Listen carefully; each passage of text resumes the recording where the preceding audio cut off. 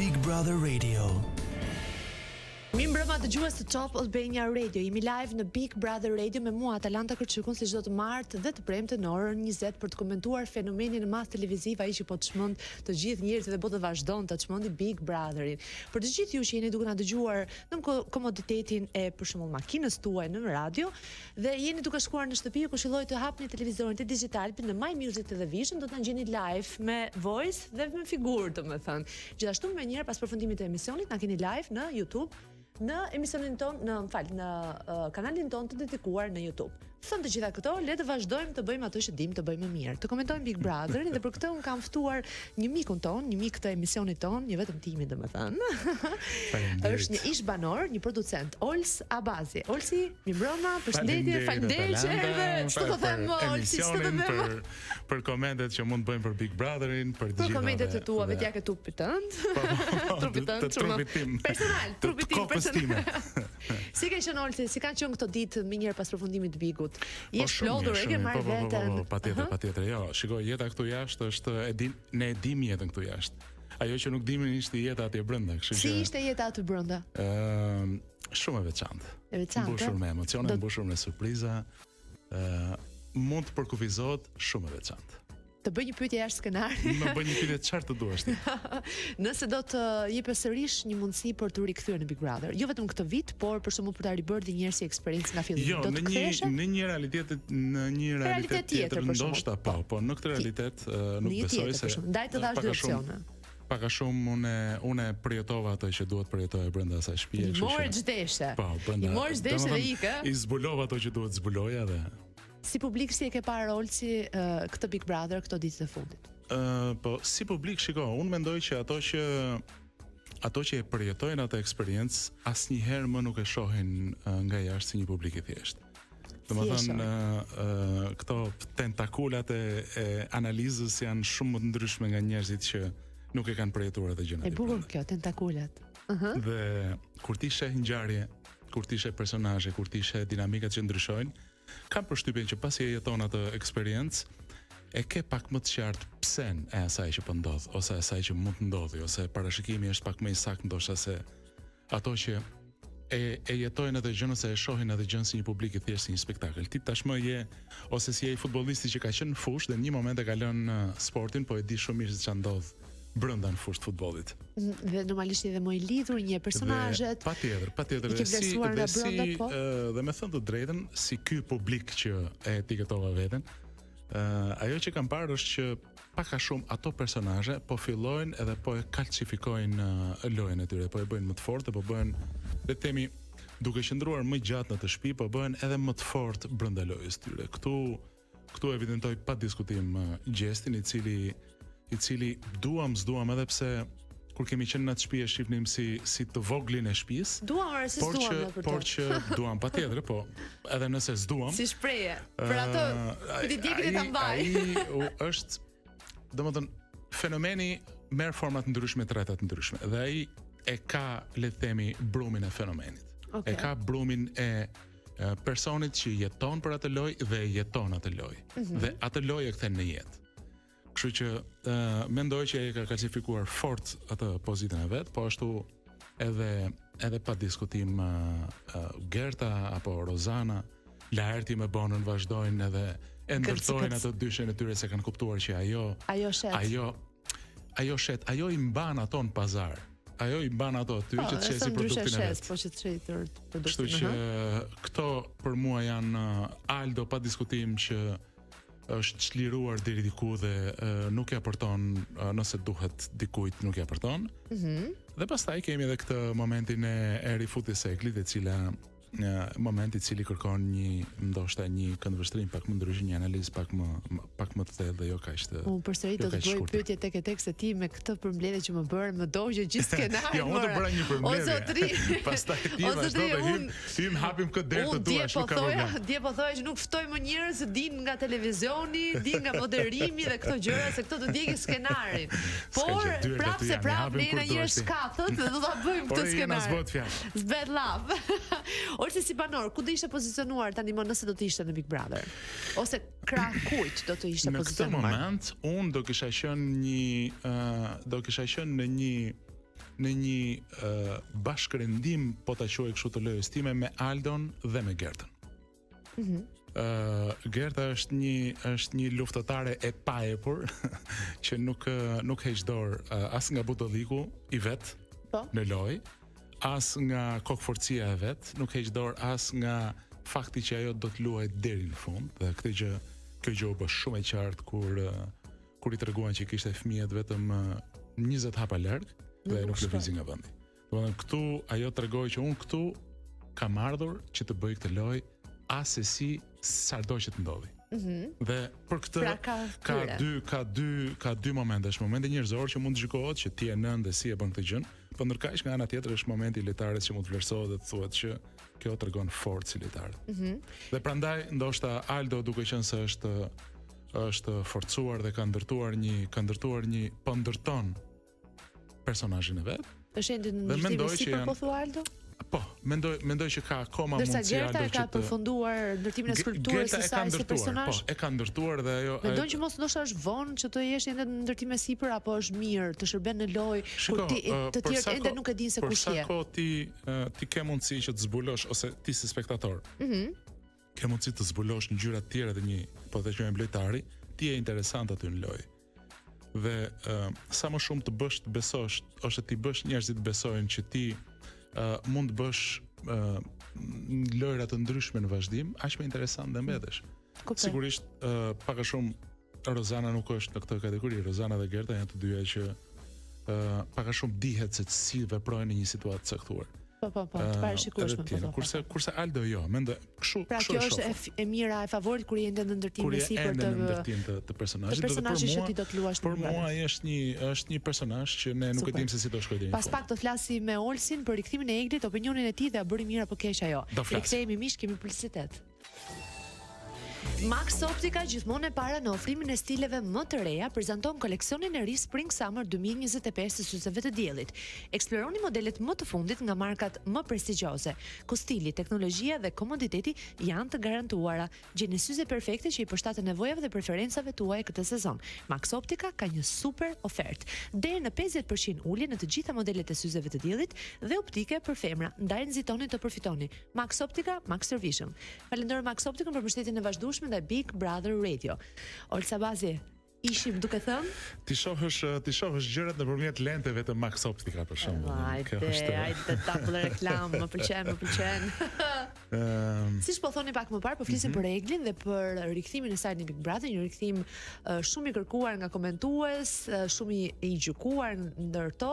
Si mendon Olsi rikthimin e saj? Mendon që ishte një gjë e mirë, një lëvizje e mirë në gurin e shahut, le të themi, të lojës së saj strategjike? Po të kthehem pas në kohë, pra kthehemi në ditët e para. Më thuaj. Asnjëherë nuk do i kisha menduar që Egli do kishte qenë një personazh me kaq shumë drithie. Domethënë, unë pa diskutim që në fillim krijova një lloj, absolutisht një lloj respekti të veçantë për Eglin dhe patëm edhe një afeksion pa diskutim shoqëror, po shumë të mirë me njëri tjetrin që kuptoheshim në ato lëvizjet tona, po kurse si nuk e mendova që Egli do bëhej një personazh kaq i rëndësishëm për atë lojë. Kur them kaq i rëndësishëm, vë këtu edhe të gjithë drithijet, që në momentin që hyri, me personazhin që prezantoi, pastaj me marrëdhënien që krijoi me Gjestin, dhe në këtë moment filluan të ndërtohen të gjithë pikpyetjet se çfarë lloj marrëdhënie është kjo? Kush është Gjesti në këtë marrëdhënie? Kush është Egli në këtë marrëdhënie? Çfarë po bën Egli me veten?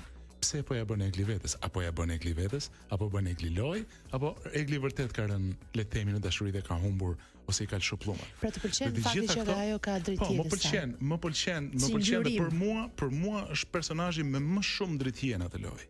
Është personazhi që pa diskutim ti për të seruar dëgjuesit tanë. Ti pa diskutim që po, ti je një personazh që mbart me vete gjithmonë pikpyetje për të tjerët. Dhe kjo gjë të bën interesant. Të bën interesant edhe në jetën e përditshme, jo më kur je në një spektakël dhe në një lojë. Dhe kjo gjë e ka bërë Eglin që se mos nga ana komentuesve të cilët shumica se duan, pra është një dilemë që bën mirë për të si personazh po thua. Duam përsëri. Egli ka qenë një kryefjalë këtij Big Brother. Egli dhe Gjesti, çifti. Thuaj si duash, merre si duash se duhen dy për të kërcyer një tango.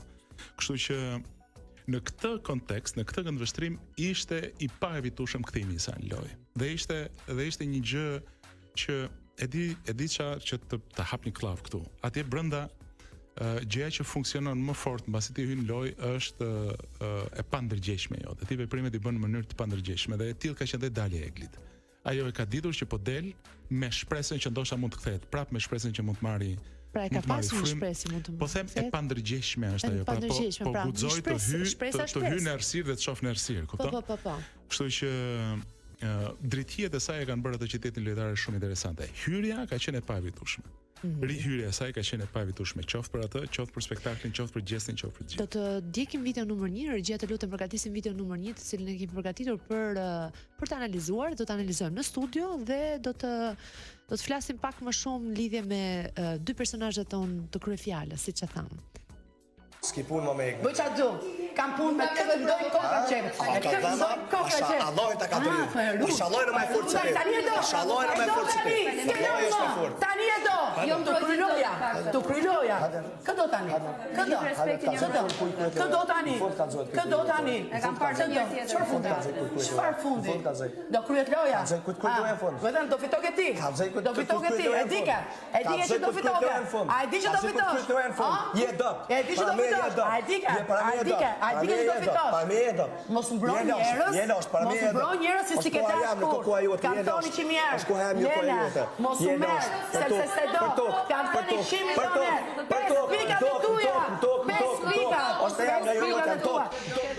Olsi, kë shikon më të fortë në këtë argument? Si në argument, si dhe në pozicionim në lojë, flas, jo vetëm si argument. Prandaj thash që në kur ti e përjeton edhe lojën nga brenda, asnjëherë nga jashtë nuk ke një publik i thjeshtë. Gjithmonë e vërare ishte kështu.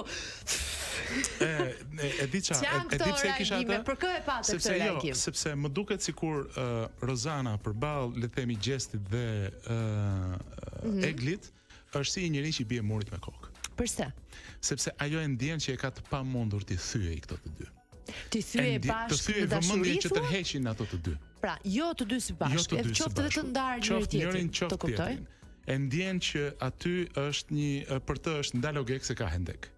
Nëse me Laertin ajo mund të luajë, nëse me Aldën mund të luajë, nëse me Gertën mund të luajë, këtu e ndjen që ka një vështirësi që nuk e ka përcen dot. Dhe kjo e bën atë nga një herë të dobët, nga një herë që të zgjedhë që të jetë shoqe me Eglin, të bëj atë motrën, tezen, mamin, krushkën si duash, nga një herë bën që të jetë agresive, mundohet të luajë të gjitha kartat. Që të gjej zgjidhje tek njëra tek këto, që të mund të shohë se ku dhe si mund të depërtoj. Po dhe ajo kupton dita ditës që nuk arrin të depërtoj dot. Në asnjë gjë. Paktën këtë arrit kuptoj. Përse mendon që ajo nuk arrin të depërtoj? Po sepse gjesti e ndjen që është i fortë. Gjesti nuk lëviz nga vetja vet. Ai është vetja vet, ai është ashtu. Dhe i tillë ai e ndjen veten të fortë pavarësisht që është në vështirësitë her pas hershme brenda në shtëpi. Egli e ka bërë atë edhe më të fortë. Edhe ai Eglin e ka bërë më të fortë dhe të dy ndjejnë që kanë një mbështetje te njëri tjetri edhe pse janë në këtë fazë që janë, po prapë ato janë bashkë. Egli apo Gjesti, kush ka të drejtë sipas teje? Mendoj që Gjesti. Përse? Sepse ka një mungesë, domethënë, mua nuk më pëlqen viktimizimi. Sido që ti të justifikuar apo jo. Në rastin e Gjestit ai ka qenë një lojtar dhe si i tillë edhe i ka qendruar lojës vet. Pra ka bërë sikur e ka dash. Ndoshta ka bërë gabim, ndoshta jo. E ka ndjer vërtet, ne nuk e dim. Ka bërë një tërheqje, prapa ai ka bërë tërheqje se ka kuptuar që ndoshta kjo e dëmton lojën e vet, pra po mundohem të shoh nëpërmjet lojën nëpërmjet syve të Gjestit. Dhe të gjithë lëvizjet që ai ka bërë për veten e vet. Ai ka hyrë aty vetëm, siç kanë hyrë të gjithë vetëm. Pra nuk detyrohet, po thua se kush nuk i detyrohet askujt asnjë gjë. Gjithse kush do të gjejë vetën e vet përballë lojtarit. Qofse po prap po marr një shembull me lojën e futbollit. Qofse ti je i papërgatitur dhe dikush ta kalon topin me shalësh, nuk ke pse viktimizohesh dhe të thuash që jo, një sekondë se duhet të kisha mbyll këmbët. Kështu që ti duhet të përgatitur për këtë gjë dhe duhet dish të reagosh sipas asaj që të ndodh, sipas sheshit dhe kuvendi. Dhe Gjesti në asnjë moment nuk ka bërë viktimën dhe kjo gjë. Ndërsa ai po thua që ka bërë viktimën? Ne dim të gjithë këtë që e ka bërë. Që e ka bërë? E ka bërë në forma më të ndryshme. Për të ngritur?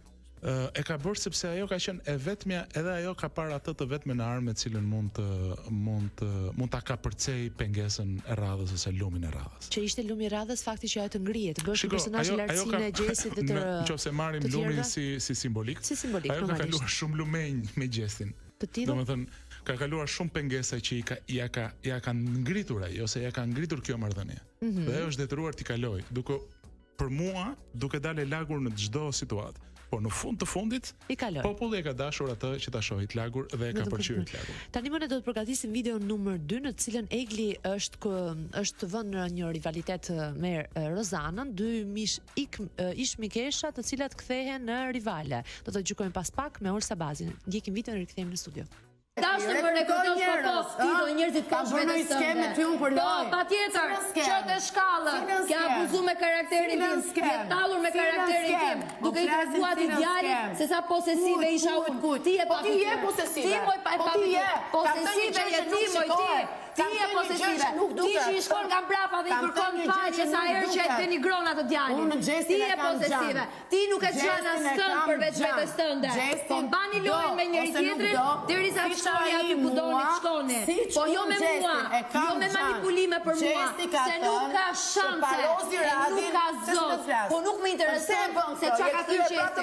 Shkote Gjesti, shkote Gjesti dhe merru me Gjesti.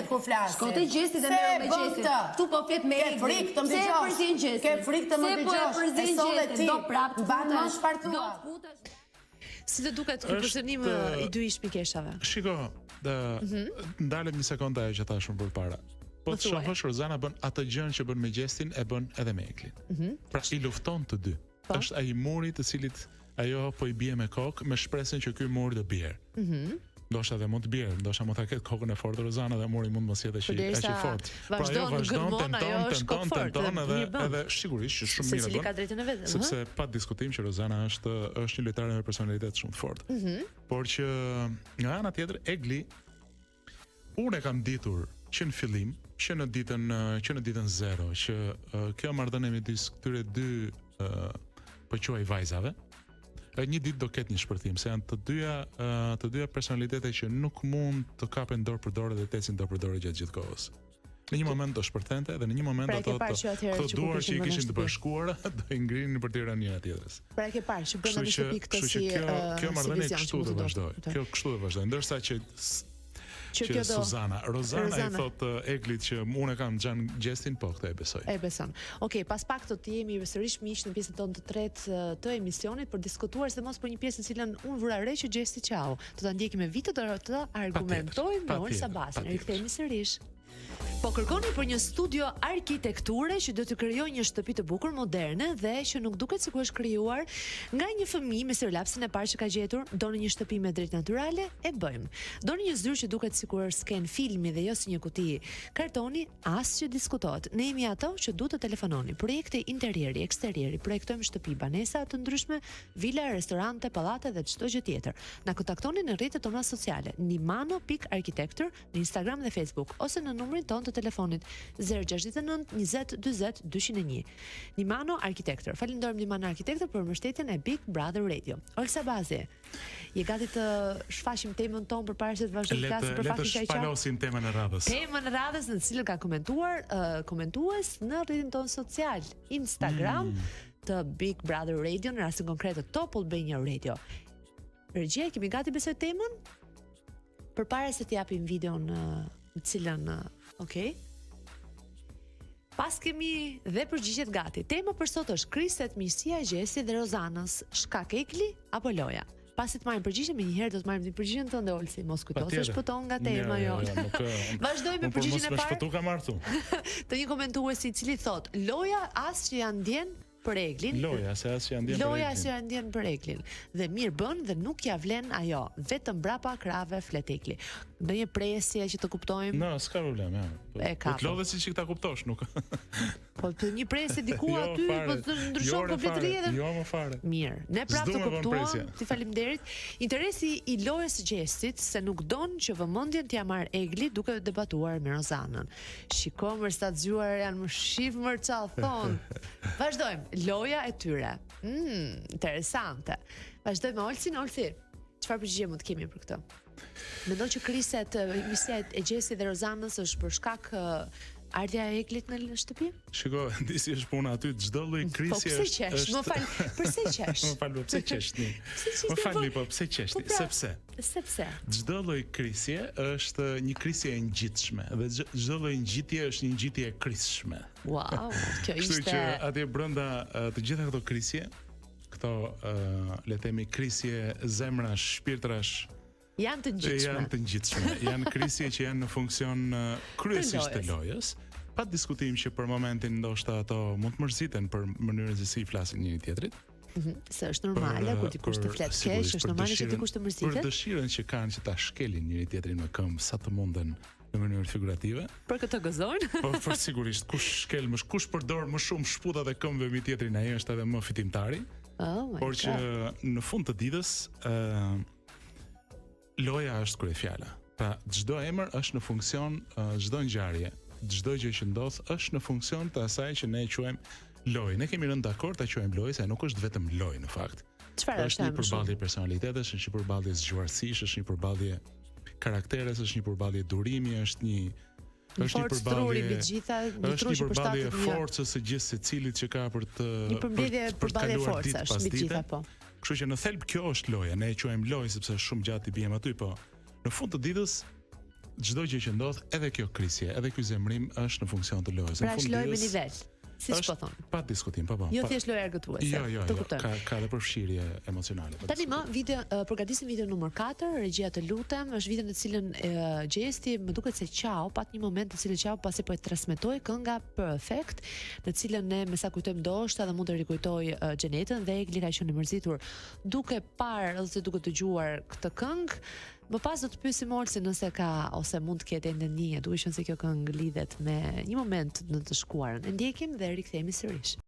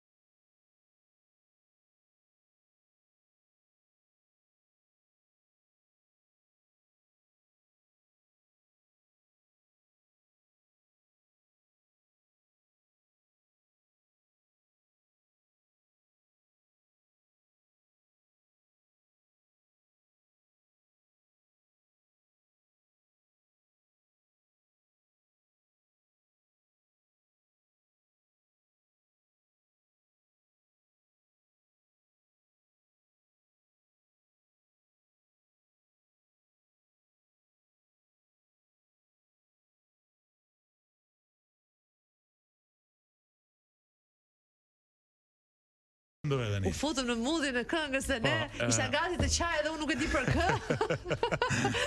Imagjino ti çfarë brenda. Të gjisin emra jo Xheneta, jo andej këtej. Gjisi unë prapë do të pyes për Xhenet. Kjo më thuaj. E di si është se nganjëherë duhen parë gjërat edhe në optika të ndryshme, këndvështrime të ndryshme. Në çfarë optike e shikon Olsi? Këtë që sapo ngjall. Le të themi që tani po e shoh në një themi ne në kinematografi me një lente më të gjerë, pra me një lente që shef gjerë. Olsi me një 18 për shembull. Në versionin e producentit tani. Tashti, Egli është më i vogël se shtëpia. Domethënë, siç thonë, më fal, Gjesti. Okej.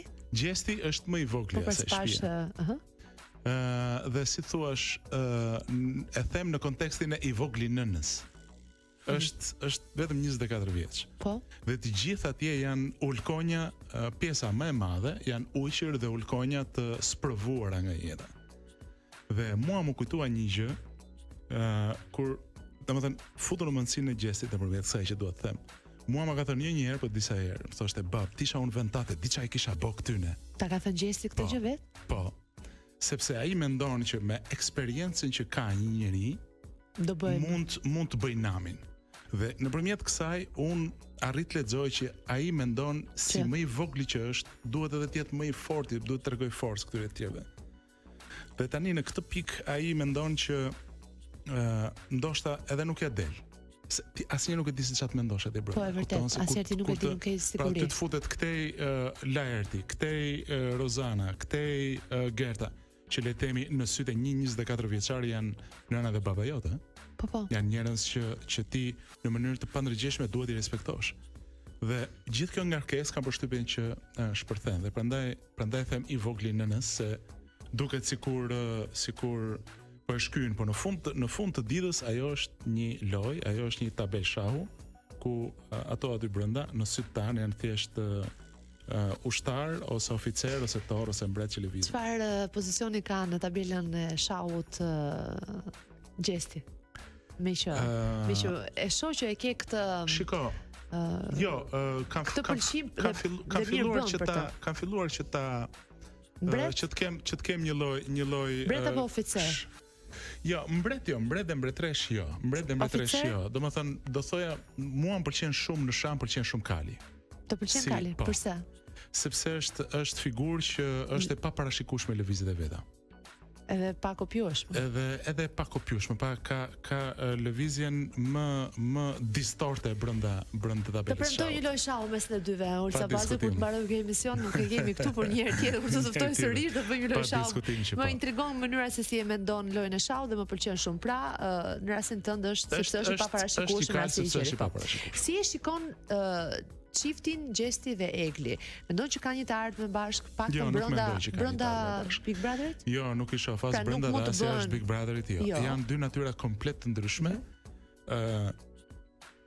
Egli mendoj që Egli tek Gjesti ka dashur ëndrrën e vet dhe jo Gjesti.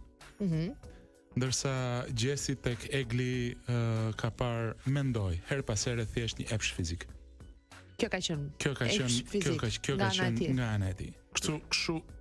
Këtu i pjekun këto dy marrëdhënie për te lojës. Dhe nuk mendoj kurrë dhe besoj që nuk gaboj që pas këtij nuk do të kenë gjë bashkë. Nuk do kenë gjë bashkë. Pas pak do të flasim edhe për disa çifte të tjerë në tentativë ose çifte të cilët nuk u bën kurrë çifte dhe për ca pyetje pikante për Olcin na ndiqni. Çifte që është lag baruti domethënë. Oh my god. Na ndiqni miq në pjesën tonë 4 të fundit. Mos e humbisni Big Brother Radio. E po miq, sot dua t'ju tregoj një histori të vërtetë. Një shoku im ka ende lavatriçën e gjyshes. Po, të gjyshes. Ajo që kur fillon centrifuga duket sikur po niset për hapësirë.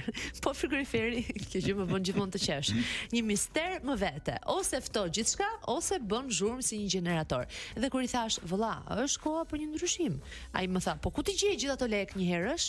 Po ja ku është lajmi i madh. Zgjidh super pajisjet miele nga Electromagic dhe merr me 20% ulje, të cilat mund t'i ndash deri në 48 këste me jute. Pra, koha për ndryshim është tani. Bli gjithçka për shtëpinë pa u menduar dy herë. Shko tek Electromagic, përjetoj eksperiencën e gatimit dhe pastrimit me miele dhe gjithashtu modernizo shtëpinë tënde.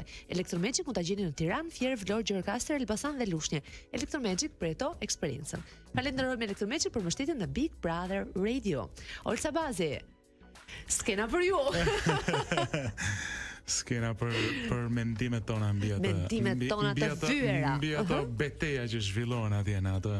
Ne mendimtarët. Në atë arenë. Olse, ishim duke folur pak më parë në lidhje me çiftet të bëra, të pa bëra, në tentativë për të bërë. Një barutin, për lagin e barutit. E këndshme si shprehje, ma thuaj edhe një herë lutem?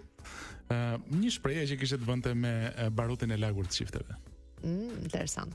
Atëherë, tani më ka ardhur momenti të bisedojmë pak për Valbona dhe Laertin. Çifti i cili duket sikur ende se ka gjetur. Ai është çifti i Olimpit. Çfarë çedon tek një çift i tillë? Çfarë çedon tek këto? Çfarë çedon? Po, kujt aty gjithçka çedon. Oh my god. Ai çift gjithçka çedon. Domethënë çedon Laerti, çedon Bona në çift. Çedon çifti, vetë çifti largohet kur bën bashkë Laerti me Bonën. Megjithatë, kripa e atij çifti është Laerti. Normalisht. Personi që ushqen atë si ëndër për spektatorët dhe për Bonën është Laerti. Si do duk pushë që ai. Është një person që sa ushqen këtë ëndër për të tjerët, aq edhe e di që nuk është një ëndër vetë. Si të duk puthja që ai dha? Me zor. Ishte një gjë me zor nuk e dha, ishte një sinjal i fortë që unë jam gati ta bëj lëvizjen e radhës. Dhe ajo nuk e bëri. Dhe ajo sigurisht që nuk ka pse ta bëj. Domethënë ato luajn zgjuarsisht me njëri tjetrin. Po të ishte Olc Abazi brenda Big Brotherit dhe të kishte ndjenja për një femër. A do ta puthja? Vërni pak atë muzikën. Shiko, unë nëse do përfshihesha vërtet në një gjë, kam përshtypjen që duke njohur veten time në atë dimension nuk do pyesja fare që janë kamerat, po thjesht do ta jetoja gjën në sy të gjithë syve që do donin ta jetonin bashkë me mua atë gjën. A kishte aty brenda ndonjë vajzë? Ja, fatkeqësisht. Po dëgjojmë deri në fund fjalinë ma pre direkt skishte, ë? Ja. A kishte aty një vajzë? Po, nuk të dëgjova, edhe një herë fakt s'të dëgjova atë. A kishte aty brenda një vajzë, të cilës patë një farë përqimi, ndoshta platonika do të fillesa të para. Pastaj mund të vazhdonte, po nuk vazhdoi kurrë. Si thua, aja e alfabetit të pëlqimit. Shiko, mund të marr një lajm me zor. Shiko, nëse do kishte pas vajza të tjera dhe mund të ndodhte. Vajza tjera. Okej, pras më la pa përshqisht. Por jo, nuk pata mundësi në asnjë moment që ta ndërtoja, se të më ndërtohet kjo gjëja para syve, nuk. As me Rozanën, as me Gretën, as me Eklin, as me pra vajza tjera, Lorin, as me Bonën, nuk. Ndërkohë, analizojmë pak banorët të cilët janë sot në nominim, kush mendon që do të largohet prej tyre? Kemi Gertën, Aldon, Rozanën, Rezartën, Viserlon dhe Olën. Kush largohet sot, Olca Bazi? Po, tashti sigurisht që ndërmjet Olës, Viserlos dhe Rezartës. Këto do të jenë. Dhe në këto mendoj që dhe përreshtoja Viserlon se është pak më i fortë se vajzat. I fortë, është një lojtar që lëviz nëpër shtëpi dhe krijon, le të themi, dinamika që njerëzit do duan që ta kenë këtë si një gjë brenda shtëpisë, kështu që më të rrezikuara janë Ola dhe